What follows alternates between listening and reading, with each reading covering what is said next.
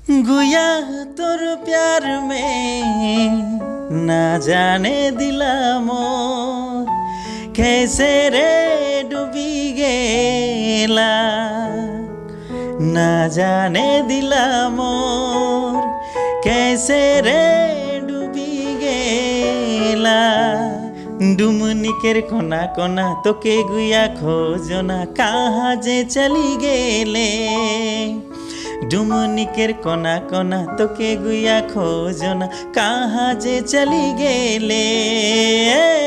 गुया तोर प्यार में ना जाने दिला मोर कैसे रे डूबी गेला।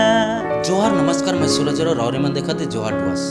आज हमरे मन बात करा हमनी कर जे आसाम कर जे सिंगर है डी.आर. लकड़ा, जे कि सुपर हिट बहुत सा गाना गाए चुके के। और हमरे कर पहले जे गाना आए रहे पूर्विल लकड़ा कर द्वारा जे डायरेक्ट करल रहे जे गाना तो रहे जे जियो संगे जियो सेकर से सुपर हिट होए कर बाद इस बार फिर से हमने कर साथ में हवा लगाए थे जे गाना अलग जे कि आदिवासी खिलाड़ी कर पिक्चर कर जे गाना है के वो गाना भी सुपर हिट हुई चुके। और फिर से हमने कर ये गाना कर साथ में मूवी भी आ चुकलक। और हमरे कर जे डुआस में पहला शो हैमिल्टनगंज में स्टार्ट होलक। और आज हमरे मन देखे सकीला जे बीरपड़ा में एक ठो प्रोग्राम होए लगे हुआ। आज हमरे मन डी.आर. लकड़ा के देखे सकाती और डी.आर. लकड़ा हमरे कर सामने आ चुके। और उकर से हमरे मन आज जाना जे उकर जीवन कर बारे में और ई जे सिंगिंग लाइन में किस तरह से अलग ओहे मन के जाना और उकर से अपन पर्सनल कुछ जिंदगी के बारे में भी बतिया। तो रौरे मन बनल रहा जोहार डुअस के साथ। रौरे मन देखे सकल हमरे संगे डी.आर. लकड़ा दा है तो असम से आ है हमरे कर बंगाल में। और ओकरे से हम थोड़े सन उकर लाइफ कर बारे में जाना पा रहा फिल्म लाइन कर बारे में तारी सुन जाना। तो दादा सबसे पहले हमरे मन चाहब जे हमरे कर बंगाल वासी के कुछ कहे तो स्टार्टिंग करे के लिए का कहे चाहब। सबसे पहले तो जोहार हमने के जोहार टूअर्स सादरी न्यूज़ चैनल के मोर बटे से हार्दिक कामना रहलक।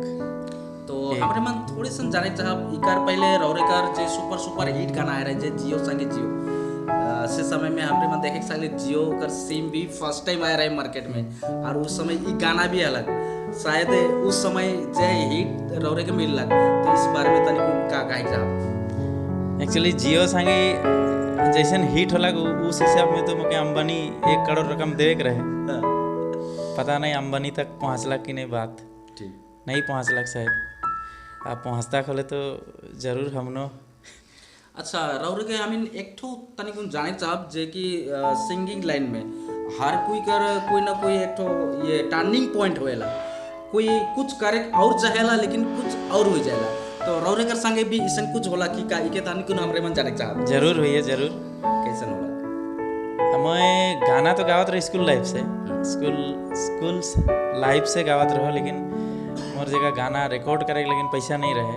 और डी.आर. लकड़ा जे लिखोन में एक्चुअली में मोर नाम दाऊद लकड़ा लगे और आर के मतलब राजेश गोप जे मोके पहला गाना रिकॉर्डिंग करे लेकिन 5,000 टका दी रहे। वो गाना रिकॉर्ड कराल पीछे मुझे 10-15 जन आदमी जानला, मतलब हमनी के डुमनी बागान जानलक। फिर धीरे धीरे ऐसा बढ़ते गए, फिर इंटरेस्ट अलग और गाना बनाए के लगी। पब्लिक भी डिमांड करलक, कमेंट करलक कि गाना फिर बनाए के लगी, अच्छा लगलक गाना पहला गाना। तो उसने करके लहे रौरे अगर फर्स्ट गाना तो कौन सा है? और कारम गाना रहे, करम गाना 2008 में रिकॉर्डिंग। रौरे कौन गाना से पूरा फेमस बा सुपर हिट होला रौरे कर गाना? सबसे फेमस सबसे ज़्यादा तो जियो संगे होला। उकर पहले मोय लेवा देखा हमार दशा में 3 ठो गाना लिख रहो। उकर में गुया तोर प्यार में बिल के गाना हिट मार रहे 3 मिलियन एखन तक 3+ आहे। रौरे के हमरे मन देखे सकले जे जियो संगी जे जो मोर संगी जे पिक्चर है उकर में भी रौरे थोड़े कॉमेडी रोल में रहा। और फिर से हमरे मन देखे सकले जे आदिवासी खिलाड़ी फिल्म उकर में भी रोल करला। तो माने रौरे तो पहले सिंगर से स्टार्ट करला। तो रौरे इस माने कॉमेडी लाइन में कैसे करके आला से के रौरे थोड़े सन विस्तार में तनिक जाने चाहो। पहले सिंगर लाइन में, हाँ पहले सिंगर लाइन में आली, फिर हमने लेवा देखा हमार दशा बना ली। सिनेमा डुमनी बागान में बक्सर डिस्ट्रिक्ट में से एखन में हुआ कॉमेडी रोल कर लो। इसने तो सीखल ना लगी हमनी बागान में काम करत रही, एक स्कूल छोड़ के बागान में काम करत रहो। फिर स्कूल छोड़ के बागान में परमानेंट हुई के मैं फिल्म में काम कर लो 6 महीना मैं बागान ऑप्शन करके सिनेमा में काम कर लो लेवा देखा हमारे दशा। तो वो फिल्म को बहुत ही पसंद कर लन पब्लिक और अच्छा खासा चल रहा। फिर उसने से मैं कॉमेडियने हो गलो। उस सिनेमा में फर्स्ट कर लो ओकर पीछे जहर प्रोडक्शन में मुझे चांस दिला बोला कॉमेडी करे लगिन एक्टिंग करे लगिन। फिर हुआ कर लो। फिर इस बार और आदिवासी खिलाड़ी में रौरेमान कर हमें पहले जो मूवी हमें भी खुद देखी जो मोर संगे जेठो रहे वो तनिक कमती रोल रहे, लेकिन इस बार आदिवासी खिलाड़ी में ज़्यादा से ज़्यादा तो रौरेमान कर हमें रोल तो देखे सकली और बहुत ही अच्छा भी लगला। रौरे देखे ही नहीं देखे लेकिन हमारे मन बहुत गौर से देख ली मैंने कंटिन्यू हमें देखा थी। तो आदिवासी खिलाड़ी में जखन कैसा लगला और का इकर बारे में तनिक बता पाओ। आदिवासी खिलाड़ी में तो पब्लिक का डिमांड भी है और विशेष करके हमने के जवाहर प्रोडक्शन के MD डायरेक्टर साहब बहुत कुछ सीखा लग और मैं अपने आप के बहुत टैलेंटेड बोल के नहीं काहे खोजन कल की इकर में डायरेक्टर साहब के हाथ है और जैसन एक्टिंग करवा लग जैसन डायरेक्शन दे लग उस हिसाब में पब्लिक अगर सपोर्ट करा थे अच्छा पावा थे तो इकर में 100% में 90% एक्चुअली डायरेक्टर साहब बढ़ जाए एक्टिंग करेक्ट सिखाए में। इसने तो एक्टिंग करेक्ट पर लेकिन डायरेक्शन मेन बात डायरेक्टर जैसे डायरेक्शन दी उसने हो चाहिए और जेकर टैलेंट ना है वो तो जितना भी सिखाल से भी नहीं हो। तो भगवान के गिफ्ट एक तो आहे माने गॉड टैलेंट जेटो कहे हाँ। सब कर ऊपर वाला कर जेटो तो थोड़ा बहुत है और डायरेक्टर साहब के हाथ है बहुत ज़्यादा। तो हमरे मन देख सकले जे आसाम में तो बहुत अच्छा रिएक्शन मिला थे पर रिव्यू मिला थे ये आदिवासी खिलाड़ी कर। अब डुअर्स में भी हमरे मन देख सकले जे हेमिल्टनगंज में फिलहाल ही हमरे मन आईजे के देख लीजिए बहुत अच्छा दर्शक देखे के मिला।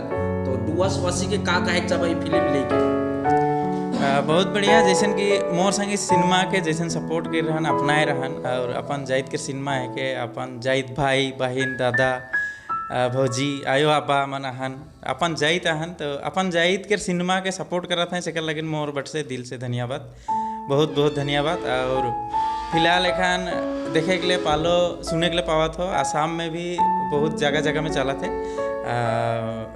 रंगापाड़ा में चला थे फिर हेलेम गोहपुर बिश्वनाथ चाराली बट चला थे और धीरे धीरे मुझे लगा था गोटा आसाम में बहुत जल्दी अच्छा दर्शक मन के रौरे कर जुबान ही हमरे मन बताए दे वाले रौरे मन बताए दे वाला अच्छा होवे जे ई जे पिक्चर बने ई पिक्चर में माने पूरा दर्शक बट व्यूअर्स पासे पूरा ऑल इंडिया ओवर में का फिल्म में देखे के मिली रौरे एक तो अपन मुख से बताए दो अच्छा हो का फिल्म में देखे के लिए मिली और नेक्स्ट माने ई पिक्चर के अंदर में का देखे मिले आदिवासी खिलाड़ी की फिल्म के अंदर। अच्छा आदिवासी खिलाड़ी में तो एक्शन है रोमांस है तो कॉमेडी है कॉमेडी में मोए कॉमेडी कही रहो और जितना कोई हम इनके आदिवासी समाज की अदर कास्ट के भी कह भाई जितना मन सादरी भाषा बुझे ना और जे मन इंटरेस्टेड आहन मन सादरी सिनेमा के देखे में जरूर देखे के लगी बहुत ही इंटरेस्टिंग फिल्म बन है और सब बटे से मतलब अच्छा तारीफ आवत है अच्छा कमेंट आवत है तो जरूर देखे के लगी और अपन समाज के सपोर्ट करे के लगी और फिल्म के दीख के हमनी के सादरी फिल्म इंडस्ट्री के आगे बढ़ाए में सहायता करे के लगी। अच्छा इतना सारा बहुत सारा भी एल्बम गाना भी कई साहब मूवी में भी गाना कर चुका तो रौरे का सबसे बेस्ट गाना कौन सा रहा? बेस्ट गाना मोए जे गाना के लिख रहे हो गुया तोर प्यार में तो हमारे मन चाहते थोड़े सा अगर गुनगुनाए दो तो जरूर जरूर। गुया तोर प्यार में ना जाने दिला मोर कैसे रे डूबी गेला ना जाने दिला मोर कैसे रे डूबी गेला। हमने के डुमनी बागान में गाना के लिख रहे हो सहेले डुमनी केर कोना कोना तो के गुया खोजो ना कहाँ जे चली गेले डुमनी बुकेर कोना कोना तोके गुया खोजना कहाँ जे चली गेले गुया तोर प्यार में ना जाने दिला मोर कैसे रे डूबी गेला। ऐसे लिख रहे हो और बहुत ही पसंदीदा गाना मुझे बहुत अच्छा लगेला और बहुत मोर फैंस मन रिक्वेस्ट करे ना जखन स्टेज में जखन गान के गीत लगे गीत अच्छा लगेला।